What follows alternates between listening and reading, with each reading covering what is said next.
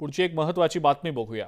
RTE कायद्याअंतर्गत यापूर्वी फक्त खासगी शाळांमधनं 25% मोफत प्रवेश दिले जात होते, पण शासनानं त्यात शासकीय शाळांचा समावेश करून एक नवीच शासकीय पळवाट काढलेली आहे। 1 किलोमीटरच्या परिघात शासकीय शाळा असेल तर त्या मुलांना खासगी शाळेत मोफत प्रवेश मिळणार नाही आणि यावरून पालकांमध्ये प्रचंड नाराजीचं वातावरण आहे। पाहुयात आरटीई प्रवेश पद्धतीतल्या बदलाचा हा विशेष रिपोर्ट।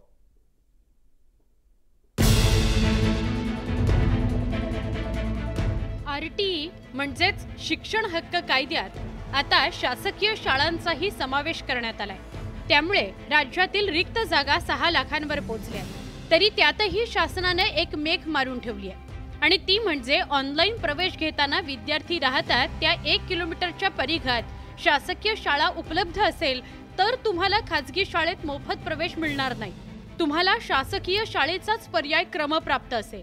शासनाने याच्यात स्वतःची जबाबदारी आहे। म्हणजे शिक्षण हक्क कायदा असं सांगतो, तो हक्क आहे आणि कंपल्सरी आहे, एका अर्थाने सक्तीचा कायदा आहे। म्हणजे शासनावर ही जबाबदारी आहे ती तुम्हाला 1 किलोमीटरच्या परिसरामध्ये शाळा उपलब्ध करून देणे आणि ती चांगल्या दर्जाची शाळा आहे।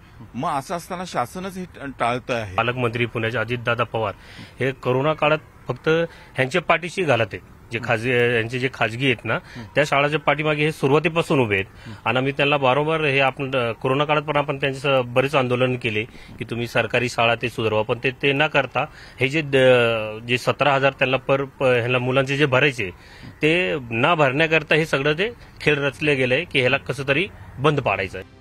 पालकांचा वाढता विरोध पाहून प्राथमिक शिक्षण संचालकांनी आरटीई प्रवेशाच्या नव्या बदलावर पुन्हा नव्यानं शासनाचा अभिप्राय मागवलाय।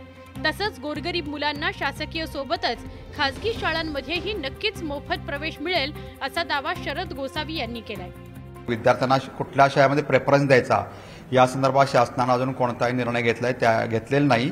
त्या संदर्भात आम्ही शासनाला प्रस्ताव पाठवून तो जर मंजूर झाला तर त्याप्रमाणे आपण त्या विद्यार्थ्यांना प्रवेश देऊच। परंतु एक लक्षात घ्या, विद्यार्थ्याच्या घरापासून 1 किलोमीटरच्या अंतरावर जर विनाअनुदानित किंवा सेल्फ फायनान्स शाळा असेल तर त्या शाळेमध्ये सुद्धा त्या विद्यार्थ्याला प्रवेश दिला जाईल आणि त्याची रिएम्बर्समेंट सुद्धा केली जाईल। आरटीई हा कायदा खरं तर उच्च दर्जाच्या खासगी शाळांमध्ये गोरगरीब मुलांना मोफत प्रवेश मिळावा आणि शासनानं या शैक्षणिक शुल्काची प्रतिपूर्ती करावी याकरता आहे। पण अलीकडे शासनाला या 25% मोफत आरटीई प्रवेशाचा प्रति विद्यार्थी 17,000चा खर्चही डोईजड वाटू लागला असावा। नुकसान मात्र गोरगरीब मुलांचं होतंय। त्यांना इथून पुढे दर्जेदार शिक्षण मिळणार नाही। त्यांना असं झोपडपट्टीतल्या स्लम एरियातल्या निकृष्ट दर्जाच्या शाळेत म्हणजे दर्जात्मक दृष्ट्या नाईलाजास्तव शिक्षण घ्यावं लागेल। व्हिडिओ जर्नलिस्ट गणेश कदम सह चंद्रान फुंदे, न्यूज 18 लोकमत।